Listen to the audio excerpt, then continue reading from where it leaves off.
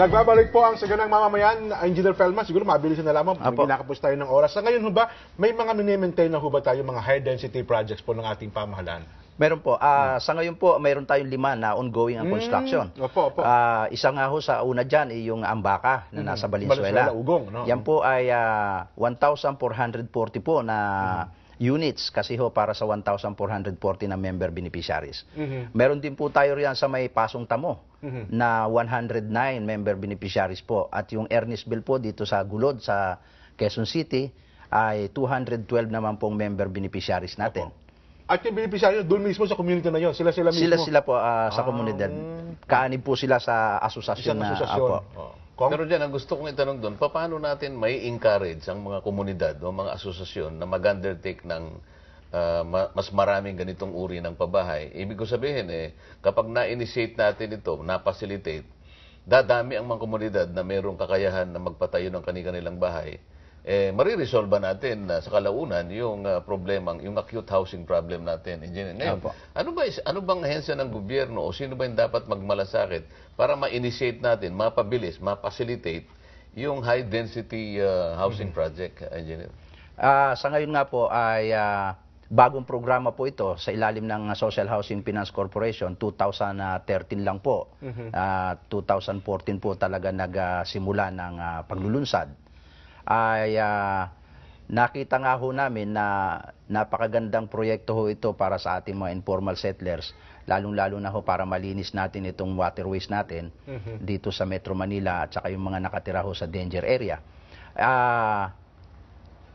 Sa tingin ko po itong housing summit na ilulunsad o kaya nilunsad na po ay marami ho tayong po pwedeng batas na panukalang batas na pwedeng gawin patungkol ho rito sa pag-assistance na ibibigay natin sa mga informal settlers, lalong-lalo na ho sa high-density housing na ganyan na programa ng social housing. Mga magkano po inaabot yan monthly? Yan po ay, yan pong proyekto namin sa ngayon ay 450,000 po ang binibigay namin maximum loan. At yan po ay babayaran ng mga kaibigan nating informal settlers sa halagang 1,300 isang buwan.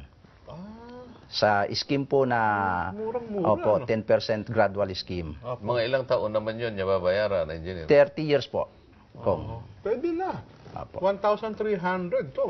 Condominium na po sila. Condo type po.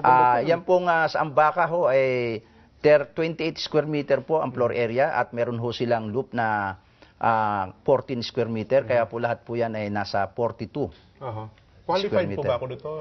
Hindi na po siguro. Paano kung halimbawa, ang pangkaraniwang household engineer ay ang kanyang miyembro ay 5 hanggang 6 na miyembro ng isang pamilya. Sapat ba yung 28 square meters na pabahay? Yung pong numero o number po ng household para ho sa 28 square meter ay hanggang 4 po na member ng pamilya. Hanggang 4 po.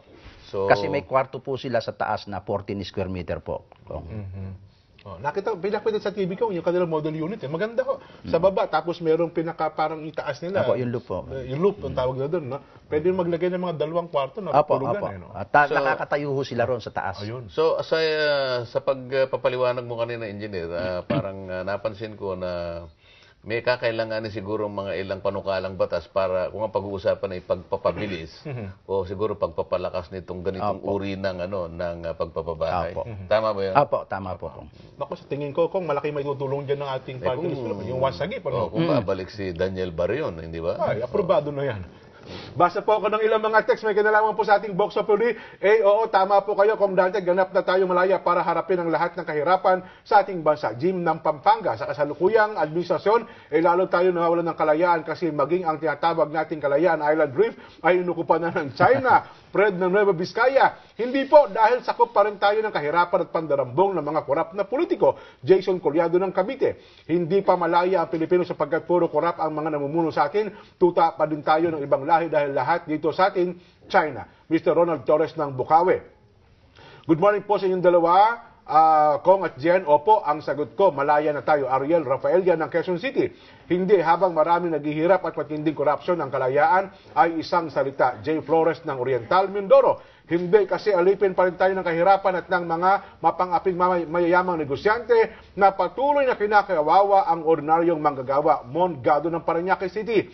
Kong, Jen, Godoy M, hindi. Sakop pa rin tayo ng kahirapan at korupsyon. Rudy Bernardo ng Binangonan Rizal. Hindi, dahil lahat ng politiko nakaupo, pansarili lang ang iniisip, nagnanakaw pa. Ed Morales ng Mabalacat City, Pampanga. Naku, napakarami po naming text, hindi po namin gano'n nabasa, no ha? Pero ganun pa man, ang resulta po ng ating Vox Populi sa pakikipagtulungan po ng ating mga kaibigan mula po sa One Sagip Party List Group. Ganap na nga bang malaya ang mga Pilipino? Ang nagsabi ng oo, 25.1%. Ang nagsabi naman ng hindi, 74.9%. Kong. Marami kasing umaalipin pa sa atin dyan. Opo, marami pang Bagamat malaya ka na Uh-huh. sa salitang o sa pakahulugan ng salitang malaya. Opo. Pero kung inaalipin ka naman ng kahirapan, sa ibang paraan inaalipin ka naman ng kawalan ng tirahan, o kaya naman inaalipin ka ng karamdaman, ano, kailangan siguro maging malaya na tayo sa lahat ng ganitong mga social problems. Para siguro maiingat na natin yung ating bansa at masabi na natin, ganap na tayong malaya. Bagay, siguro sa madaling panahon kong yung kawalan at kalayaan sa tahanan, baka masolusyonan na. Diba? Alam mo, yung solusyon sa kawalan ng tahanan, yan ang dapat na pagpursi. Kasi pag nagkaroon ka ng tahanan, magkakaroon ng inspirasyon ng isang pamilya. Marangal no? Magkakaisa't isa na yan sapagat meron na silang pinatutungkulan Meron na silang isang matatawag na tahanan na kanilang sarili. Magsisimula dyan ang isang magandang kinabukasan. Engineer, baka meron kang gusto idagdag? Nagpapasalamat lang po ako ng marami sa pagkakataong ipinagkaloob ninyo sa Araw ng Kalayaan. At masasabi rin ho natin na yung nabanggit ni Kong Dante na kalayaan sa pabahay ay masasakatuparan po natin yan sa tulong po ng mga nasa pamahalaan natin. Ayan. Salamat po sana, Engineer. Meron pang salamat next time, po. ano? Salamat po. Huwag lang ito una, ha? Apo, salamat.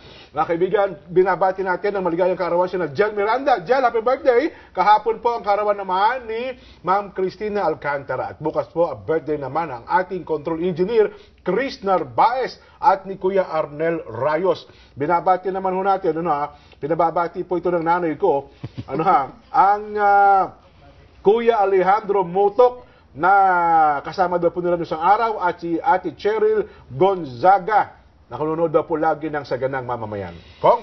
Wala na pong oras, mga kababayan. Ito po ay Biyernes ngayon, Jen. Opo. Huwag po kayong malulungkot dahil 2 araw lang kaming mawawala. Hanggang Lunes po, magsama-sama ulit tayo. Salamat, magandang umaga po sa inyo lahat.